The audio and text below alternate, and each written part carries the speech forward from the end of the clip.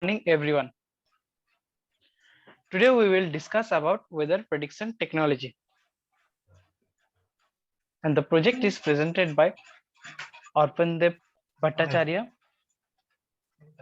Priyam Chakravarti and me, Suman Mandal. Here we see the detailed content of our project. So what is weather forecasting? Weather forecasting means prediction the weather and telling how the weather changes with change in time. Change in weather occurs due to movement or transfer or energy. Many meteorological patterns and features like anticyclone, depression, thunderstorm, hurricane, and tornadoes occurs due to the physical transfer of heat and moisture by convective process. Clouds are formed by evaporation of a water vapor. As the water cycle keeps on evolving, the water content in the cloud increases, which in turn lead to uh,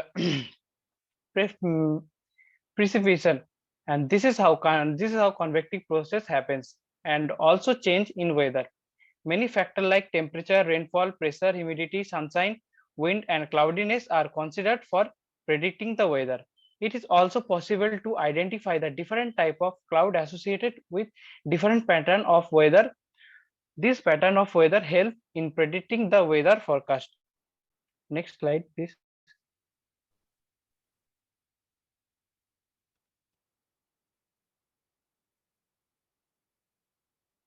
Why we need accurate weather forecasting? In our country, many types of people live. They rely on accurate weather condition for different purposes. As like farmer need to know the best time to plant the crop, the pilot need the best time for airplane takeoff, landing, and the flight path also scheduled according to local weather condition. Weather forecast alert people for several storms that can be danger to personal property. Most people want to know what the weather will be as they go to and from work, school or plane and outdoor activities. Next slide please.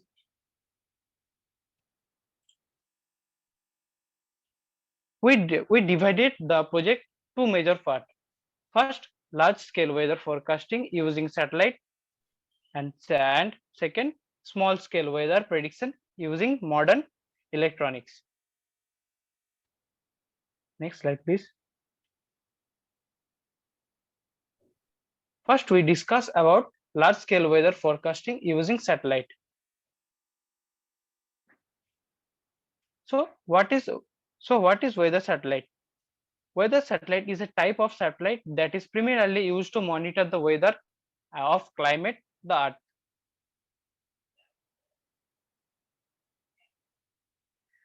The weather satellite is divided in two satellite. First is geostationary satellite and second is polar orbital satellite. So we firstly discuss about geostationary satellite. Geostationary satellite is an earth orbiting satellite placed at an altitude of approximately 35,800 kilometers and directly over the equator. The revolves in the same direction in the earth rotate west to east. As the altitude, the one orbit takes 24 hours, the same length of the time as the earth require rotate on its axis. So first of all, we are talking about the geostationary satellite. Geostationary satellite is an Earth orbiting satellite placed at an altitude of approximately 35,800 kilometers directly over the equator that revolves in the same direction the Earth rotates west to east. At this altitude, one orbit takes 24 hours, the same length of the time as the Earth requires to rotate as on its axis. The term geostationary comes from the fact that such a satellites appear nearly stationary in the sky as seen by a ground-based observer. So we are talking about its advantage. It is a very get high temporal resolution data. Tracking of the satellite by its Earth station is simplified. Stations are always in same position. So there are some disadvantages of this satellite. A disadvantage of geostationary satellite is incomplete geographical coverage, since ground station at higher than roughly 60-degree latitude have difficulty reliably receiving signal at low evaluation. One disadvantage of geostationary satellite is result of their high altitude radio signals like approximately 0.25 of a second to reach and return from the satellite, resulting in a small but significant signal delay.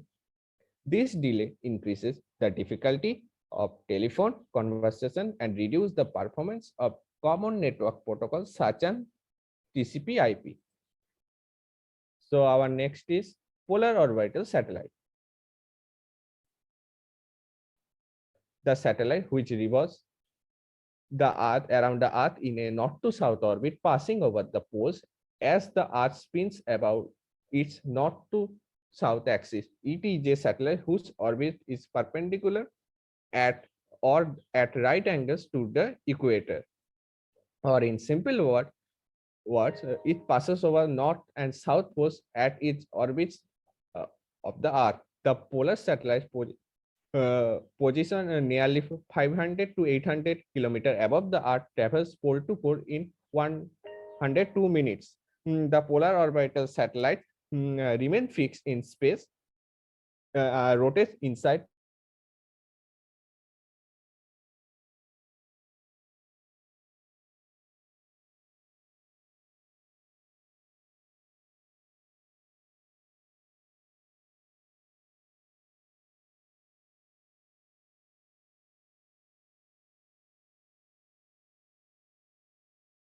since the orbit is lower than for the geostationary satellite, data resolution is higher. So it has some only some few disadvantages. It cannot provide continuous viewing from one location. Now I am talking about how the weather satellites work. Weather satellites carry instruments called radiometer that scan Earth to form images.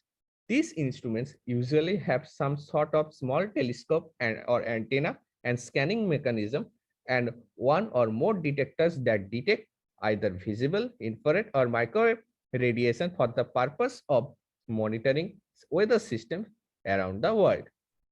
Secondly, the measurement of this instrument make in the form of electric voltage, which are digitized and then transmit to receiving station on the ground. Most of the satellite and instruments they carry are designed to operate for 3 to 7 years, although many of them last much longer than that. Our next work is observation instrument sensor in weather satellites. So we are firstly talk about visible infrared imaging radiometer suite, or in short VIIRS. VIIRS is a scanning radiometer which collect visible and infrared light in also does radiometric measurement of the land, atmosphere and oceans. Data that VIIRS collect are used to analyze cloud movements, water sea amounts, and temperature and other visible phenomena. Data is also used to better understand the climate change. It is a 5-channel cross-tracking scanning radiometer that measure radiance in 5 bandwidths from the visible to infrared spectral regions 0.63 to 12 micrometers at 2 kilometer resolution. The collected data is summarized every month and it is used to monitor natural and man-made fires in tropical and subtropical areas. The next is modern moderate resolution imaging spectroradiometer, or MODIS. MODIS is a payload imaging sensor that was launched into Earth orbit by NASA in 1999 on board the Terra EOS AM satellite. In 2002, the board on Aqua EOS PM satellite, the instrument captured data in 36 spectral bands ranging in wavelength from 0.4 micrometer to 14.4 micrometer. It can cover the entire Earth 1 to 2 days. Data designed to provide the measurement in large-scale global dynamics include the change in Earth clouds cover, radiation budget, purposes occurring the ocean, on land and lower atmosphere. The next sensor is advanced very high resolution radiometer, or AVHRR. AVHRR is a sensor used usually in polar orbiting satellite. It measures the reflectance of Earth, usually 5 or 6 different spectral bands. There is a table to provide which band work. So 0.58 to 0.68 micrometer daytime cloud and surface mapping, 0.725 to 1 wavelength are used to land water boundaries, and 1.58 to 1.64 as snow and ice detection, and 3.552 to rest night clouds and temperature of the sea surface, and last of all 11.15 to 12.15 temperature of the sea surface. Our next sensor is spinning enhanced visible and infrared imager, or in short CVRI. CVRI is used to track several different measurements in the atmosphere and the environment. CVRI is capable of measuring the temperature on the surface and atmosphere, atmospheric water, vapor content, cloud formation, storms, hurricanes, heavy rains, and fog. CVRI is the main instrument used in MSG satellite, which is cooperation between EUMETSAT and ESA. CVRI instrument has 12 spectral channels to visible to infrared data spectrum capable of measuring different things. It produces an image of the Earth roughly every 15 minutes. Our next sensor is infrared atmospheric sounding interferometer, or in short IAS. IAS purpose is to provide to atmospheric emission spectra which deriving the temperature and humidity profile with very high resolution and accuracy. It uses the Michelson interferometer technology, spectral coverage between 3.6 to 15.5 micrometer. IASI is also measure the cloud top temperature, pressure, and fractional cloud cover. Now we are talking about some well-known weather satellites. First of all, the geostationary operation environmental satellite. The geostationary operation environmental satellite operated by United States National Oceanic and Atmospheric Administration, or in short NOAA. It is a national environmental satellite data and information service division, supports weather forecasting, several from tracking, meteorological research, spacecraft, and ground-based elements of the system that works together to provide continuous stream of the environmental data. So there is a table for the geostationary operation environmental satellite. Its manufacturer is Ford Aerospace, country of origin United States, regime geostationary, status in service, launch 18, operational 4, retired 13, failed 1, and maiden launch GOES 1 1975, and last launch GOES 17 2018. So our next satellite is Kalpana 1 or METSAT 1. Kalpana 1 was first dedicated meteorological satellite launched by Indian Space Research Organization, or ISRO, using Polar Satellite Launch Vehicle, or PSLV, on 12 September in 2002. The satellite is 3-axis stabilized and powered by solar panels, getting up to 550 watts of power, or 0.74 horsepower. It is originally known as METSAT-1. The satellite was first launched by PSLV-C4 into geostationary orbit on February 5 in 2003. It was renamed to Kalpana 1 by the Indian Prime Minister Atal Bihari Vajpayee in the memory of Kalpana Chawla, who is a NASA astronaut who perished in Space Shuttle Columbia disaster. So next part is up to Arpandev. So thank you. Thank you, Priyan. So now we're gonna talk about our small small scale weather prediction using electronics. So next slide. So introduction. Using a display to view the temperature and humidity of the environment can be possible using the DHT11 or DHT22 sensor with the easy to use Arduino Uno platform. And that's the goal of our project. For this project, we will be using the 16x2 LCD display module to display the temperature and humidity reading gathered from the environment using DHT11 temperature and humidity sensor. So next slide, please. So these now we're gonna talk about the item required to run this project. So first of all, we need Arduino Uno board, which is the head or mother of our project. Then DHT11 module and 16x2 display with I2C module and some jumper wires or cables and a 9-volt battery. So next project. So I am giving Arpandev remote control for better.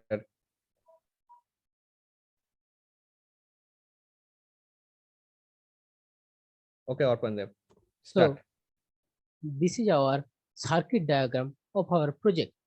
So here you can see the DHT11 module connected with Arduino Uno board. So the points are VCC, red color we can see the VCC to VCC, and the black color which is ground earthing GND to GND, and the green color is the data cable which will transfer data from transfer data to DHT module to Uno. This is MOST point of the Arduino Uno and data point of the DHT11 module. And we also connected Arduino to I2C module with display to visible the humidity and temperature. The pin connections are 5-volt power connection and ground connection GND to GND. We can also use 3-volt pin, but this project we gonna use 5-volt cause for the better view. Then for data we connected Arduino A4 analog pin to SDA pin of the I2C module and A5 analog pin to SDL pointer. And then we also connected a 9-volt power supply battery with Arduino Uno to give the power. And before that, we have to the code to the Arduino to run this project through this USB port using our Arduino IDE. So next slide.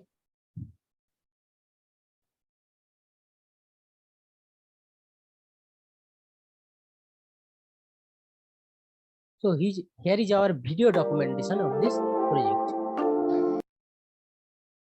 So here is our project. You can see we connected all the parts, and now this is the 9-volt battery we're gonna use, and this is the 16x2 display.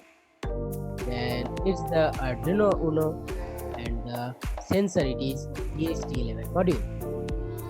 So we're gonna test indoor and outdoor. So now I'm gonna connect this indoor environment. So let's see.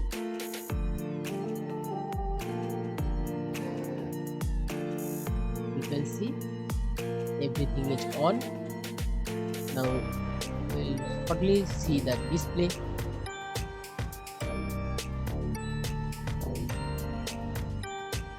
Then you can see here is the result 23 degrees centigrade and 56% humidity. So next we're gonna test it outdoor. Let's see.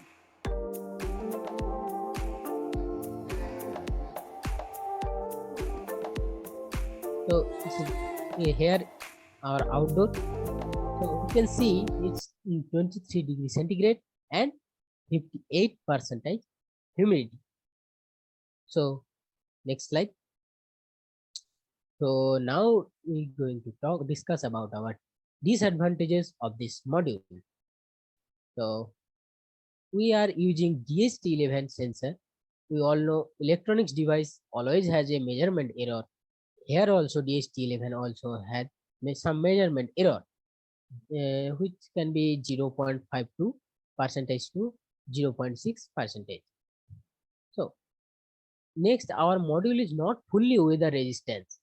That's a big point. We cannot use it's in rain or something, because if you gonna use this on rain, the circuit gonna short circuited. For this, we have to use a water resistance cardboard system or box system to not to connect with water with the Arduino board or some or all instrument. So initial cost for this module is little bit high. These are the advantages. So next slide, please. So we came here to end of our presentation with the conclusion.